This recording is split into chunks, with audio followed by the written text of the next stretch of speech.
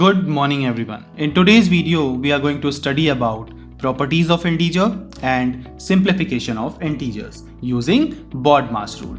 So let's start with properties of integers. In previous class, we had already studied about properties of whole number. Just like we already know about the properties of whole number, let's look at the properties of integers. First property which we are going to study about is closure property. It could be positive number like 1, 2, 3, 4. It could be negative number like -1, -2, -3. The only thing is that they can be written without a fraction. Now, what we need to see here is the integer are closed under various operations. So, what that it means? Let's say this is the box where all integers lies like -1, -2, 0, 1, 2, all integers lies within the box.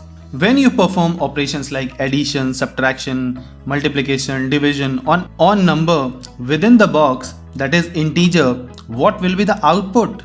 Is the output is within the box or outside that box? If it is within the box, we say that integers are closed under operations. If the result is outside the box, we say that integers are not closed under for that operations. Let's talk about addition first. Let's say we have two integers, m equals to 12 and n equals to -15. If we'll add these integers, what we'll get? Let's see. When you'll add 12 and -15, you will get 12 minus 15, which is equals to -3. So the result is also an integer. So we can say that sum of any two integer is always an integer. So we can say that an integer are closed under addition. Hence we can say that if m and n are integers, then m plus n is also an integer. Similarly, we can perform this on the other operations. Now let's check for subtraction. Again, you have m equals to 12 and n equals to -15. Now subtract -15 from 10. So when you'll subtract -15 from 12, what you'll get? You'll get 12 plus 15, which is equals to 27. And 27 is also an integer, as 27 lies within the box. So we can say that this property is closed under subtraction. Again, if m and n are integers, so m minus n is also an integer. Now let's check it for multiplication. Again, you can take m equals to 12, or you can take different integer also, like I'm taking here m equals to -6 and n equals to 3. Now when you multiply this -6 and 3, what you'll get? You will get -18, and -18 is also an integer. So that means that this integer also lies within this box. So we can say that this property is closed under multiplication also. So again, if m and n is an integer, and if we multiply this m and n, we'll get result as an integer. Now let's check it for division. Let's take m equals to -5 and n equals to 3. So when you'll divide -5 by 3, what you'll get? You will get -5 by 3, which is a fraction. So this is not an integer.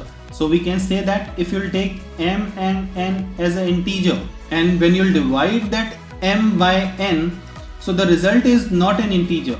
So we can say that output may or may not be an integer. Now the next topic which we are going to study is commutative property.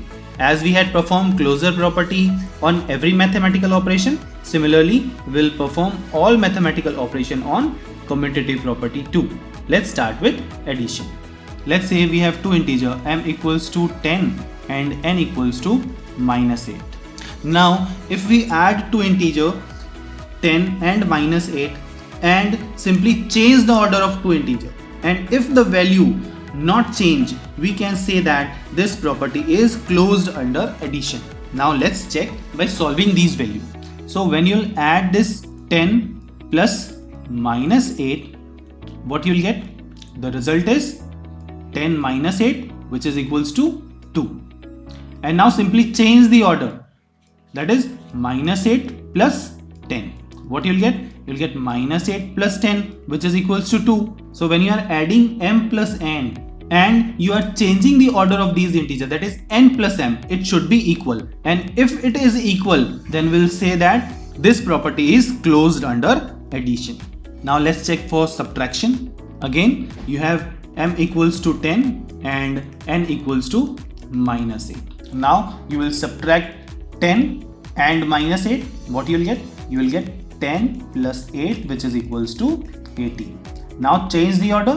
Now you will subtract 10 from minus 8. So when you will subtract 10 from minus 8, what you will get? You will get minus 8 minus 10, which is equals to minus 18.